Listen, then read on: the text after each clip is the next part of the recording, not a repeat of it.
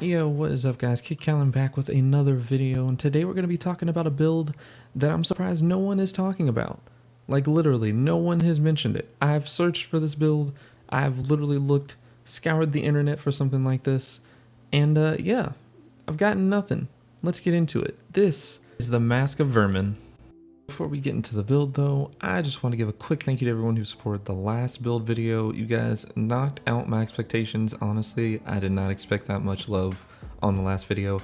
But please remember, if you're enjoying the videos, hit that subscribe button and turn on notifications so you don't miss future build videos. Now let's get into the build. Alright, first up we're going to be using the Mask of Bakris, which comes with the exotic perk Light Shift, replacing our Stasis subclass dodge with a longer range, faster moving shift that partially cloaks us during use. This also gives us extra weapon damage on our arc weapons, as well as increased damage to slowed and encased combatants, but in PvP, this increase in damage is not applied. So for this build, I mean, you can use it in PvE, but this is really a PvP build, so don't worry about this last part. The main part is this cloaking shift that we get as this initial perk. Now, we're going to be pairing this with something that honestly kind of flew under the radar for me for a bit until recently. This is the sidearm Rat King, which comes with the exotic perk Rat Pack, which makes this a fully automatic weapon that gets stronger as more people in your fire team have it equipped and out, stacking up to 6 times. Now this pack, or this perk, we're not really going to be using. We're going to be focusing more on the Vermin as well as the Catalyst perks. Now Vermin gives you a period of invisibility after you reload, while the Catalyst not only gives you aim assist and recoil at direction, but also heals you when you proc the Vermin perk. But there's one more piece to this puzzle, okay? The last piece is the legendary wave frame grenade launcher Deafening Whisper, which is the season of the hunt wave frame that you can get from the cryptolith hunts.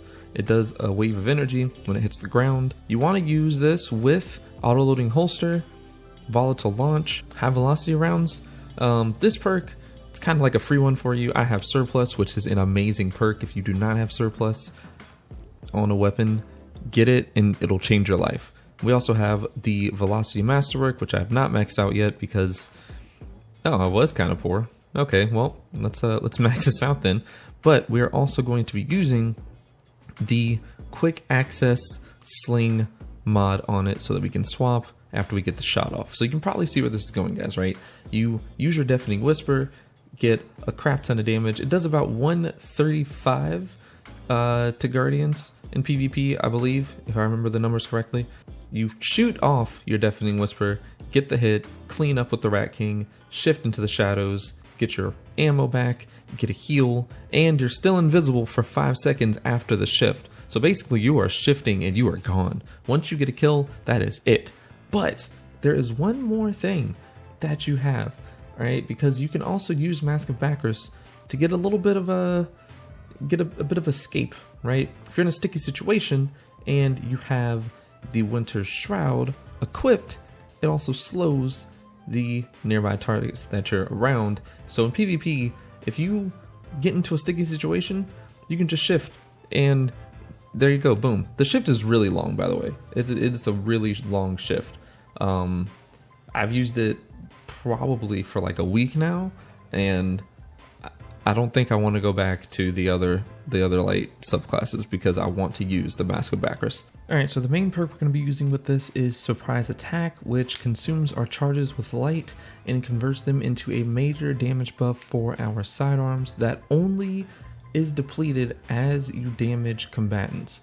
This was bringing our damage from about 51 per crit to almost 69 per crit. And I was doing this at about 11 meters, so it's pretty decent range and pretty decent damage. The only thing I have to say is Rat King is really weird with its damage registration.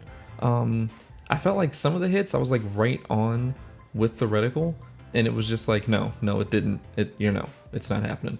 It could have been the range I was at, could have been that weird jumpiness. I will say, if you do not have the catalyst for Rat King, don't try this build. Like, I know half of what we're doing requires the catalyst, but the recoil direction on Rat King without the catalyst is atrocious. It will jump out of your hands like a wet fish. Like, it is ridiculous.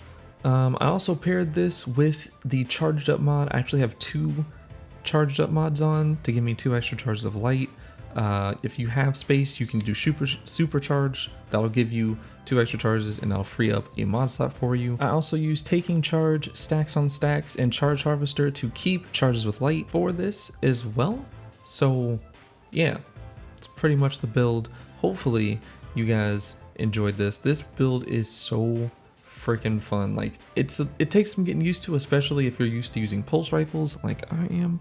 I usually play long range. I'm not really a close-up type of person, but this, like, go in with the Rat King and Deafening Whisper was pure just, it was great. It was amazing. I loved every second of it. I do have a couple of recommendations though. If you want, I would use the glacier grenade, the one that creates like the ice wall grenade. I'm gonna call it ice wall grenade.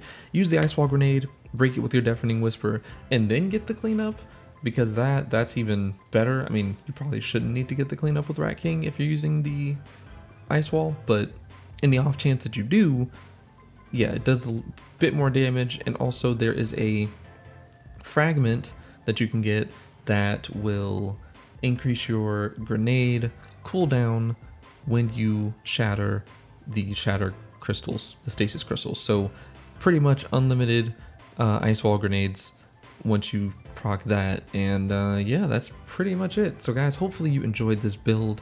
I know this one's a little weird, a little niche for sure, but super fun, like I said. And if you try this, let me know down in the comments. Let me know. Also, if you enjoyed the video, hit that like button. If you're new to the channel, subscribe. Let me know what builds you guys would like to see in the future, and I will catch you guys in the next video.